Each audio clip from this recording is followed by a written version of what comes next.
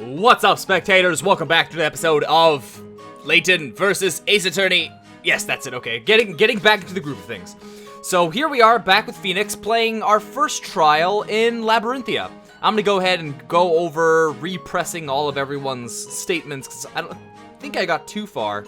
Oh, actually, you know what? I do remember some. I'll recap for you guys. Because this guy was useless. The delicious scent of meaty... Oh, come on. Come on. Game face. Mid-evening dinner permeated the air in a soft slide. First 30 seconds. In the distance, all we proved was that it was, in fact, dinner time because it was dark outside.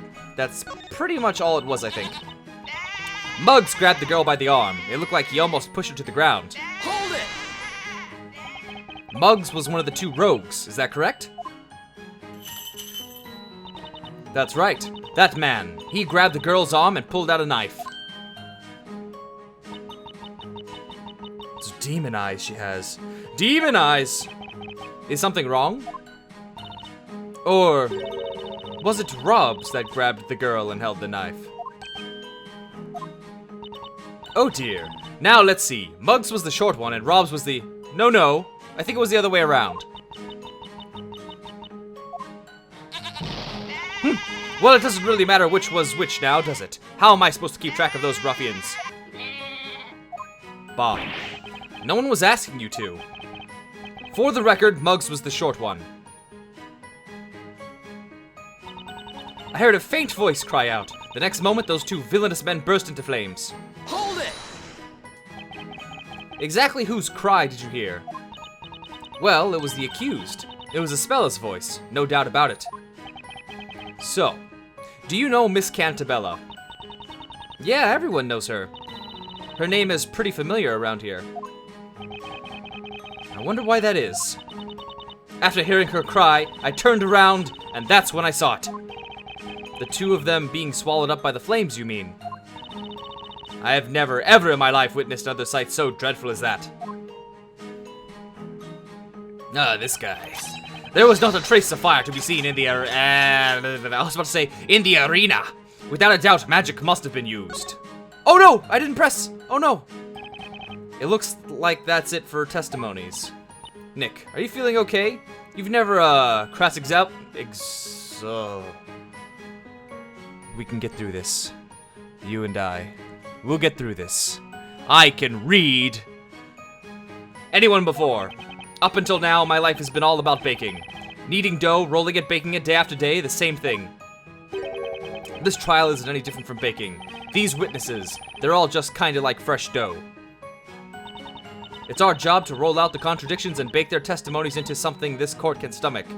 You did not just say that! Get out of my courtroom!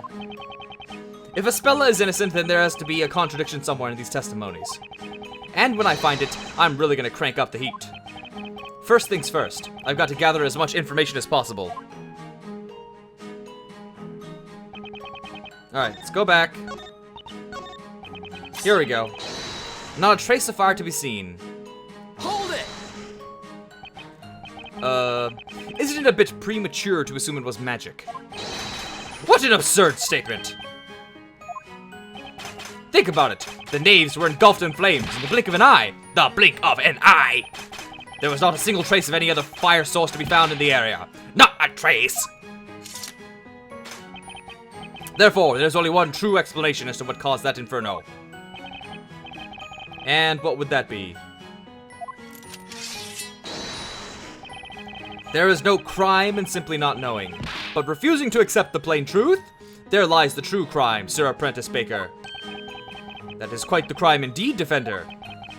Anyway, it doesn't matter. I just have to find a contradiction in this testimony. No way! Ispella can't be a witch. It looks like that's it for their testimonies. Nick. Oh, right. Enough. I understand. I just don't know what evidence we have yet. Stop.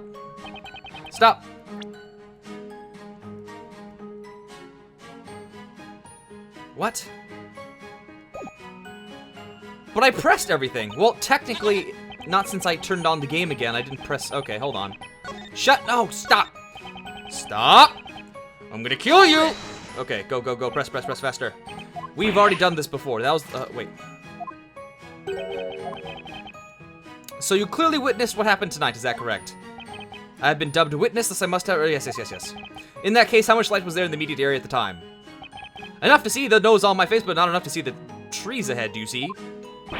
No, no, that doesn't add up. I'm reading fast because we've read this last video, so I'm just speeding it up here. If the area was completely dark, then you couldn't possibly have witnessed anything. Do you see? And then I was like, haha, that's really funny, I'm glad I said that last time. Nevertheless, something caught my eye. It was most ominous sight. Ominous is what I thought it was.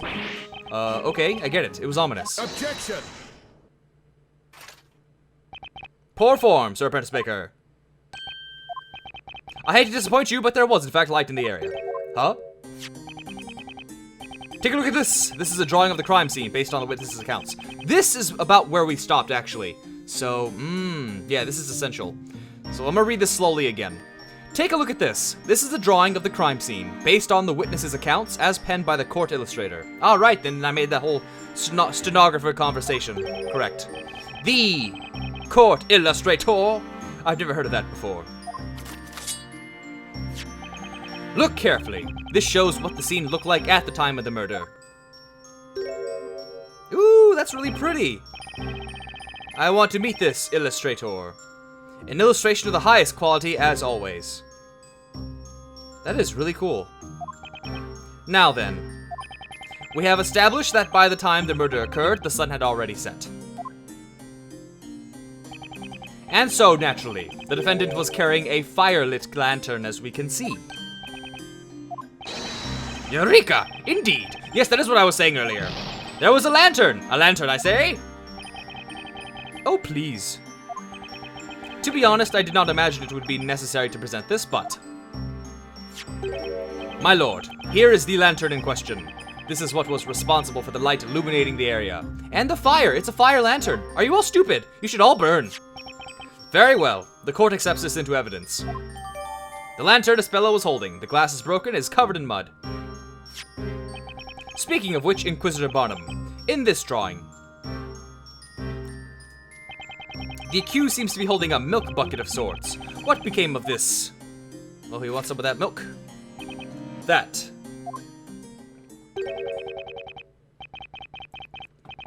Is a strange case indeed, my lord. That bucket seemingly disappeared from the murder scene.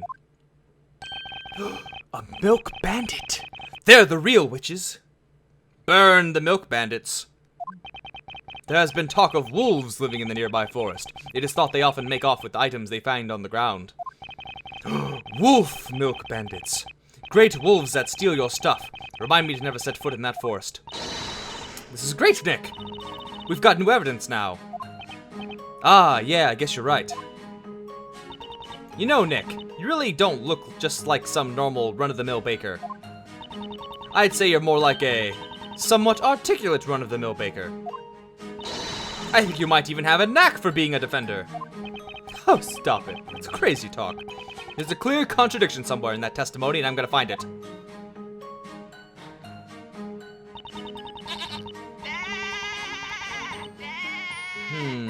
Let's see. Faint voice cry out. Not a trace of fire to be seen. Let's try presenting the lantern here. I have a pretty good feeling, because the lantern has fire in it. Objection! Uh-oh. Uh-oh. What is the matter, defender? This is bad. Wait, or is it good? Oh, PTSD! What is this feeling? I just felt the urge to shout out. Right from the bottom of my lungs. While pointing my finger. Objection! I can't help but feel that's a word I've used quite a bit in the past. From the diaphragm! That's it, I remember now. I remember everything. The League of Attorneys exchange, Aspella's trial, and then that strange book. This feeling. I feel like I can take on the world. Witness! What's with the sudden pointing? I am a soon-to-be member of the Honorable Knights of the Inquisition. I accept your challenge. Have at you. You say that no fire was present at the scene of the crime, meaning the defendant must have used magic. Unfortunately for you, that is not the case. What do you mean, Sir Apprentice Baker? What I mean is that the defendant was, in fact, carrying a lantern containing fire. Those two rogues were actually burned by the flame that was inside that lantern. That is the only logical explanation.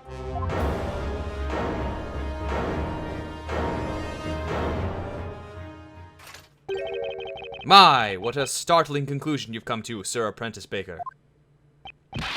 What do you mean? The only logical explanation. Do you agree with this statement, honorable witnesses? It is presumptuous for a man that knows nothing to claim that he knows something, about which he really knows nothing. Besides, how could one teeny-tiny flame be strong enough to set them both ablaze like that? There were two of them. How could that flame engulf them so fast? Furthermore, if they did burn as you claimed they did, do you mean to suggest that they were soaked in oil or something? Well, Sir Blue Knight, it would seem you have bitten off more than you can chew. It's like fighting 5 prosecutors. I definitely didn't see that coming. What say you, my lord? Do you have any thoughts on the proceedings thus far?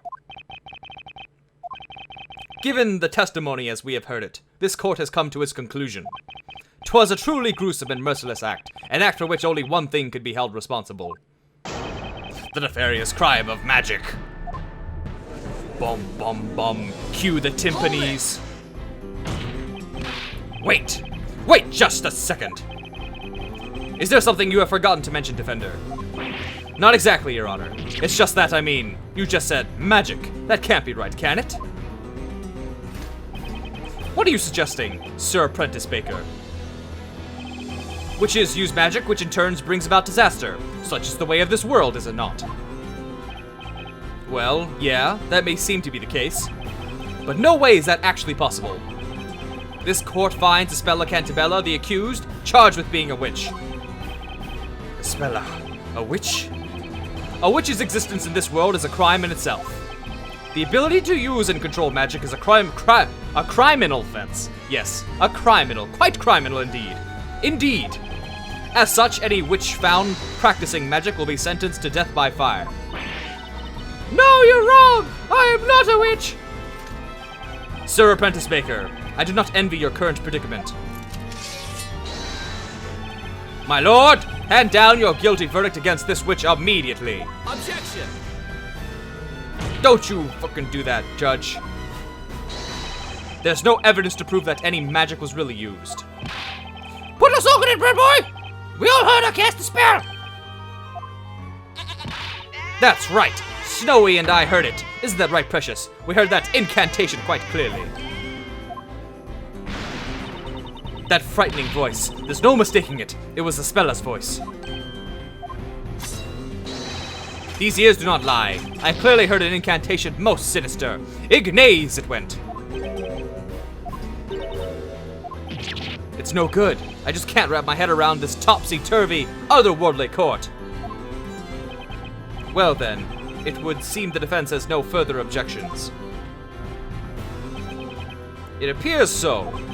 The court finds the use of magic at the time of the murder to be an undeniable fact. Furthermore, the honorable witnesses have stated that they each heard an incantation being recited. The court finds no reason to delay its verdict any longer. Nick, we have to do something! I know, but what exactly can we say? Here, in this world, our sense of logic is completely useless. This court is ready to hand down its verdict for the case of Espella Cantabella. Hold it. No way.